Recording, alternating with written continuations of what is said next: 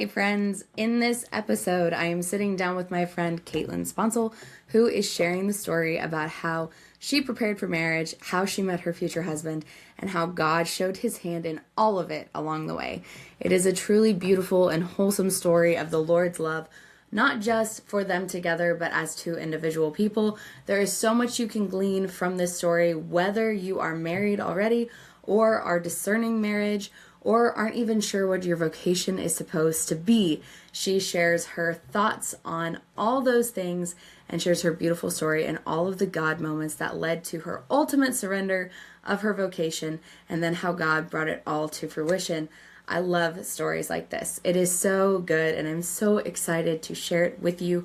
Be sure to subscribe to the magazine to not only learn a little more about Caitlin, to get your key takeaways, to get the 5 tips for discerning marriage and 5 tips for being in your marriage, which she personally wrote. It's going to be beautiful, and I cannot wait to share this story of surrender with you.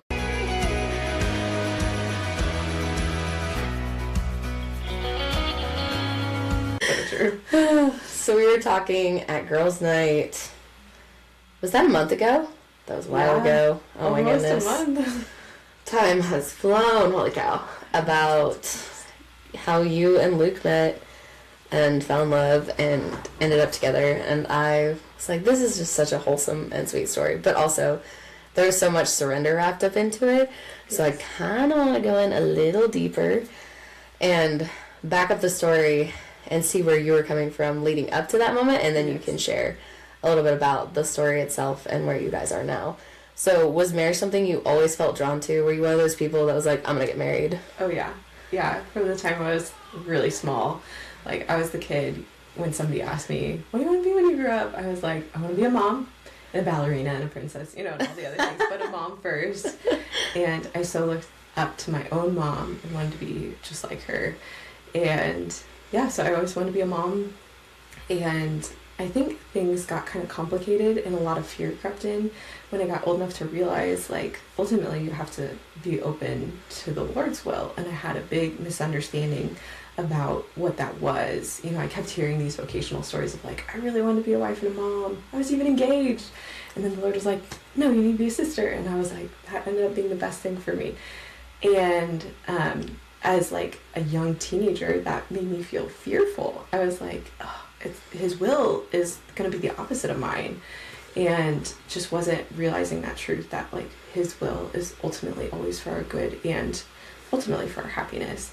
And so I went into college, especially, I feel like, with a lot of fear, like, holding my vocation like this, like, I want to get married. Don't tell me otherwise, Lord. And so I really wrestled a lot with, like, even, like, bouts of, like, anxiety or depression. And I wrestled with, like, scrupulosity and lots of different things as I held tight like this to my vocation, to what I wanted my vocation to be. And in my junior year of college, the Lord really started working on my heart, just kind of over time, just kind of softening and opening my heart through spiritual direction and through friends and just deepening my prayer life. I really fell in love with Eucharistic adoration around that time, and the more I went, the more I opened up to him, the more he softened my heart and made me ready to get to a place of surrender.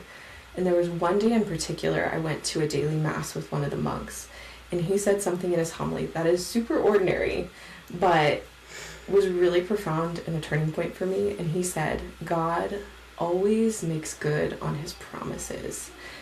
And that line, I clung to like a life raft, and it allowed me to surrender, because in that I knew that God had promised to work things out for my good, and if I just clung to that, I could surrender and let him do whatever he willed with vocation. And so after that, I got to study abroad, and that really opened my horizons. And then I did totus tuus, and that was another big turning point, because I wanted to give the summer to him unreservedly, and I knew, whatever he did through that ministry, and if, whatever he revealed about my vocation that summer, I wanted to be open to it.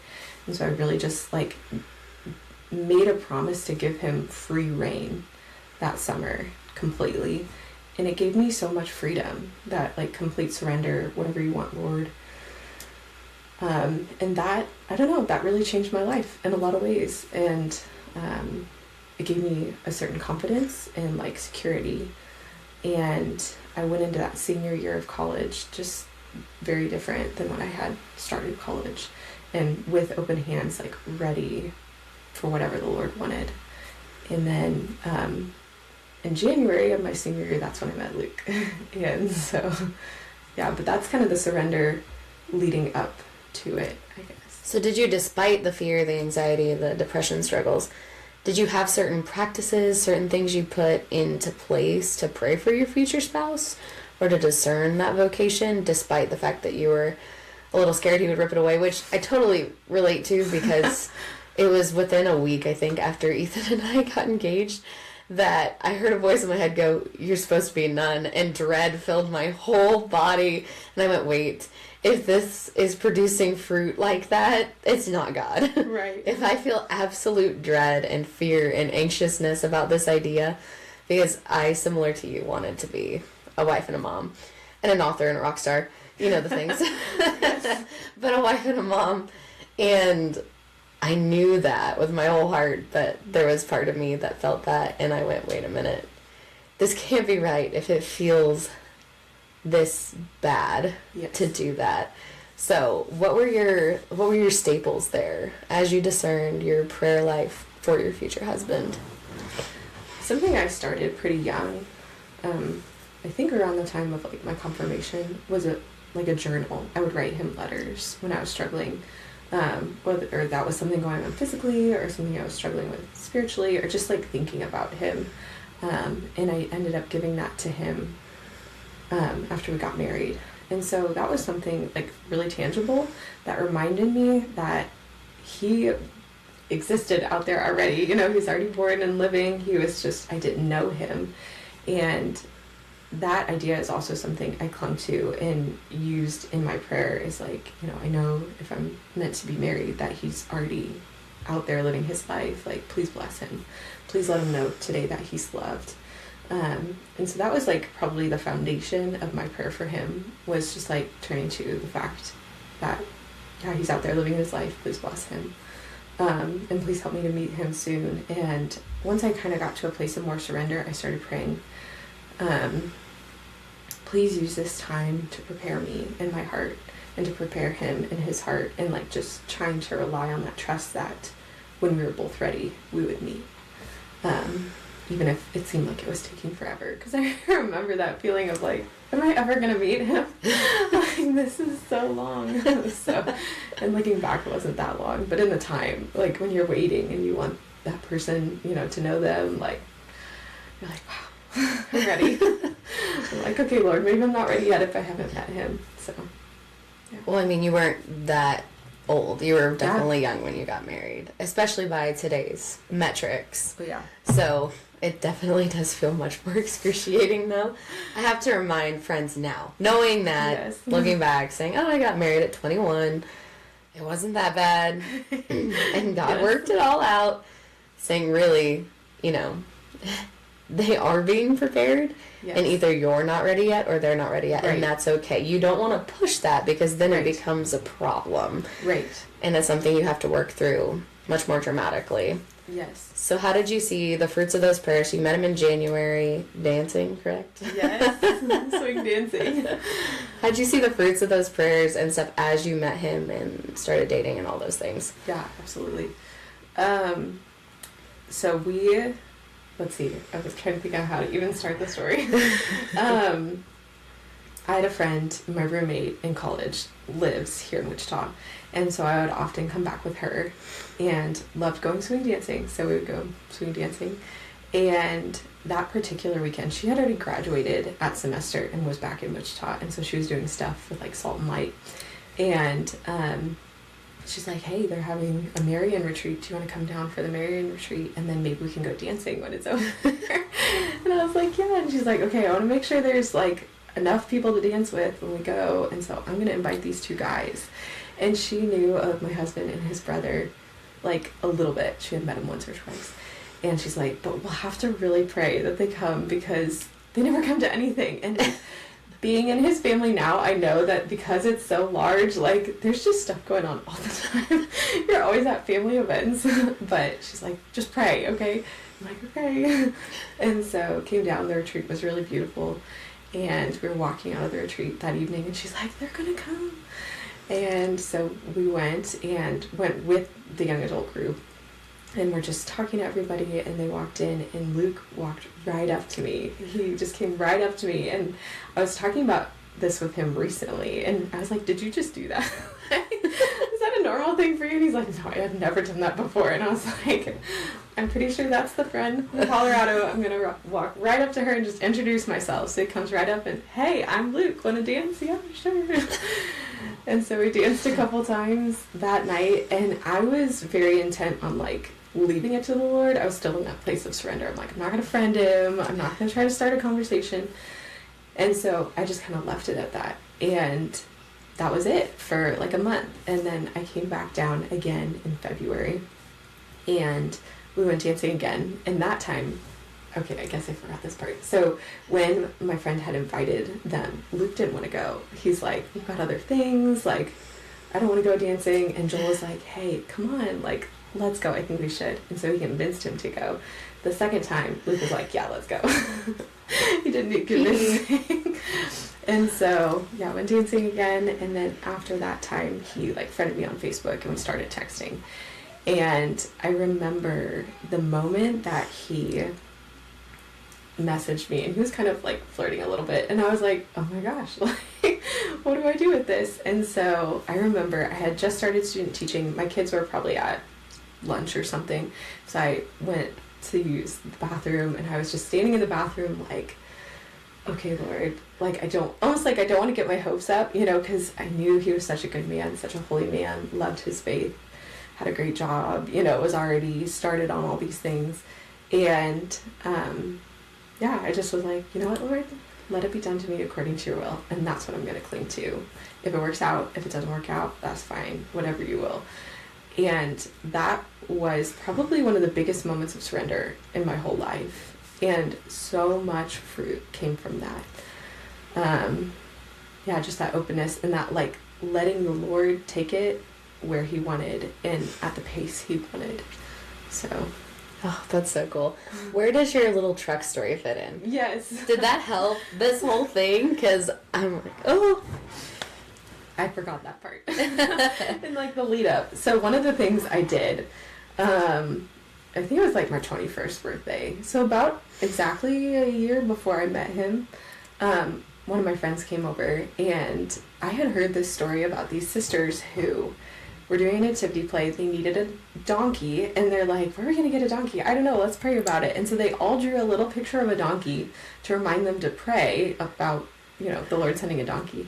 And they all put it somewhere. I think it was like under their pillow or under a statue of St. Joseph or something like that. And they pray for this donkey, and sure enough, you know, they get offered this donkey, but this donkey has no tail. And they're all like, what happened to the tail? And they all go back to their drawings, and nobody had drawn a tail.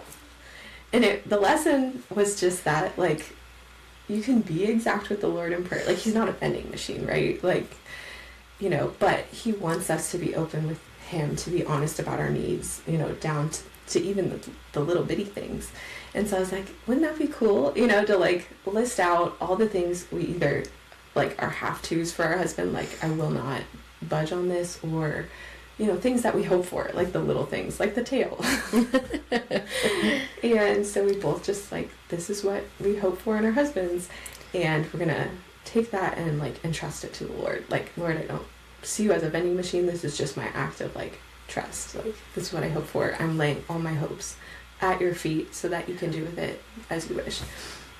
And probably the most superficial thing on mine was that I hoped he drove a truck. And as I was writing it, I remember thinking, I hope it's a black truck. And I'm like, no, a red truck. So I wrote red truck. And then I was like, no, a blue truck. And I crossed out red, wrote blue. And after Luke and I had started dating and we were talking and everything, I learned that he had a black truck first, and then he drove a red truck, and at that time he was driving a blue truck. And I was like, Wow, Lord. And honestly, I was reading with my oldest, I was reading John 21 yesterday. It was like a kid's version, but in it, the Lord has died, he has risen, and they go fishing, right? They go fishing again, and they catch nothing. And the Lord calls from the shore, like, hey, have you caught anything? And they're like, oh. He's like, well, cast it on the right side. And they bring up all those fish, and it's like, it's almost like an inside joke with the Lord, you know? He's like, he didn't have to repeat a miracle like that, but he did so that they would know it was him. Yeah. And like, I was like, that's kind of like that part of my list, you know? Like, he didn't have to do that. No. But he wanted to, like, include that little detail so I would know it was him. But I love that. Because in Philippians 4 it talks about making your requests known to God, yes, with thanksgiving and petition those things. But I think that's such a beautiful and wholehearted part, is that it's not just about, okay, he has to fit these specifications. yes, I have these little desires on my heart. And then he uses those little desires to confirm those things yes, about your spouse. And you go, oh, okay, so yeah, you didn't have to do this, but it almost makes the relationship with your spouse sweeter. Yes. Because you go, oh, you had no idea yeah, that I prayed for that, but here you are doing that thing. Yes. Or having that thing. I love when he does that. So you guys started dating, what, 2 months after you met in January? yes, yeah. So we met end of January, and we started dating the very end of March, like March 31st. So we talked. I remember, so I almost got in a really bad accident a couple weeks after we started talking, and he thought I was texting him. I wasn't. I texted him at school, put the phone down, and then was driving home. But he's like, he got my number, and he's like, can I call you, you know, make sure everything's okay. And so we started talking after that point, and we would be on the phone. I was thinking about this last night. I was like, we'd be on the phone for several hours, and it was cold, and so I couldn't like go outside and talk. And so my poor roommates were like, oh my gosh, she's on the phone all the time. But it was good because we were long distance, and it allowed us to like get to know each other. And there were so many more of those things that were like, wow, we have this in common. Like, it's crazy how many things we have in common. And then I'm trying to think. I think he came up to Benedictine and visited me with his brother at one point, and then asked me to be his girlfriend. And then I graduated in May, and I went home. And so like most of our dating, because we started at the end of March, most of our dating was long distance because I was in Colorado. And we would like, I guess, see each other when we could, but like there was one time we met up at Oakley Midway and just like hung out and talked for the day, and then drove back home. And then his whole family came out to visit us in July and helped me move to Wichita because I had gotten a job at St. Peter's. And so then we got to date like in person for like a month, and he proposed in August. So 4 months of mostly long distance. But we knew, I don't know, we knew very early on that it was what the Lord willed and that it was right. So I love that. I think that there has to be a very powerful level of discernment to know that this is what God wills for us, and to have that. Our story kind of parallels that. And we dated for 5 months. I mean, we knew each other for a long time, but it was pretty obvious that I had been fighting it for no reason. But I think that it goes to show that when you're preparing for marriage, or if you know you're called to marriage, strengthening your discernment with God is so critical. Oh, yeah. Because you guys seem to have a confidence, yes, in what he was doing and how he was doing it in you, that allowed you to have that freedom, that surrender, yes, to choose him. So what would you recommend for those who are discerning marriage or who are engaged? Like, how do you recommend that they encounter God in that surrender?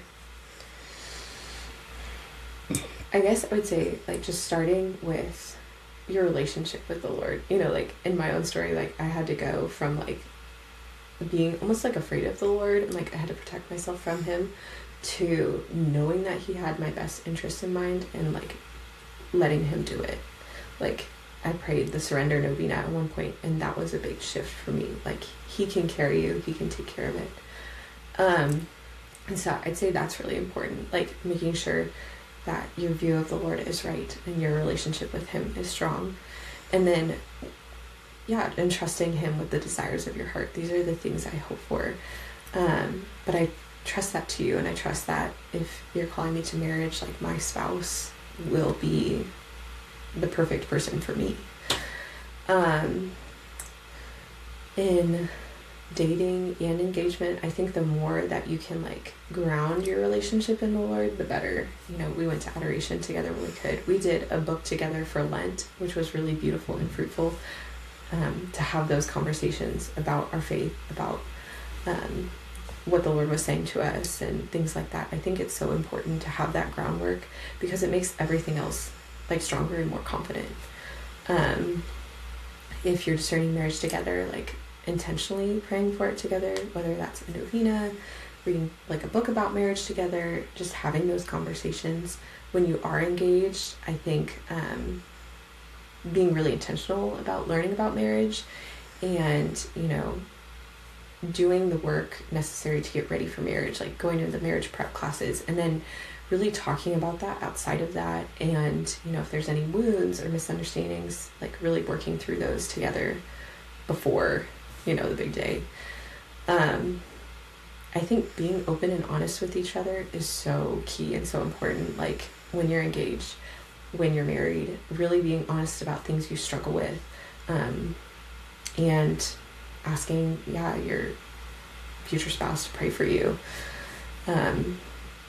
That openness and honesty in our dating and our engagement and our marriage has been such like a life raft for us. Like, it's been huge. So, trying to think if there is anything else that was really helpful. But something we did too was, along with praying and talking about it, was also making sure we were on the same page about what was important. Obviously, yes, we're going to raise our kids in the Catholic faith.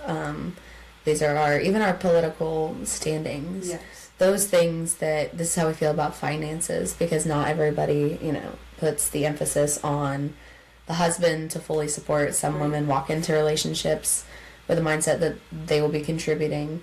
And if you disagree on that, that's a very awkward, weird conversation to have later when you're thinking about joining bank accounts or doing other things. So I think it's very valuable, even early on, to have some of those nitty-gritty conversations, even if it's awkward, because you don't want to get emotionally attached in a place where, and that's part of the discernment, that's not going to work out. Because if you become emotionally attached, then you start to validate what doesn't work. Yes.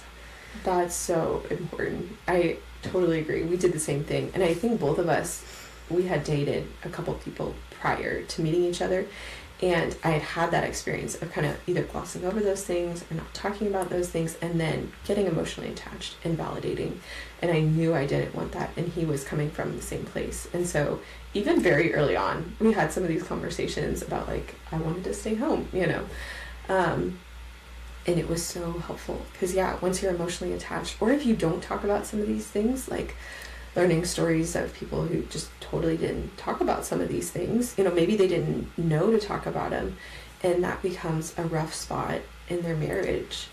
And there's already going to be like trials and crosses in your marriage. And so the more things you can kind of like deduct from that beforehand, the better.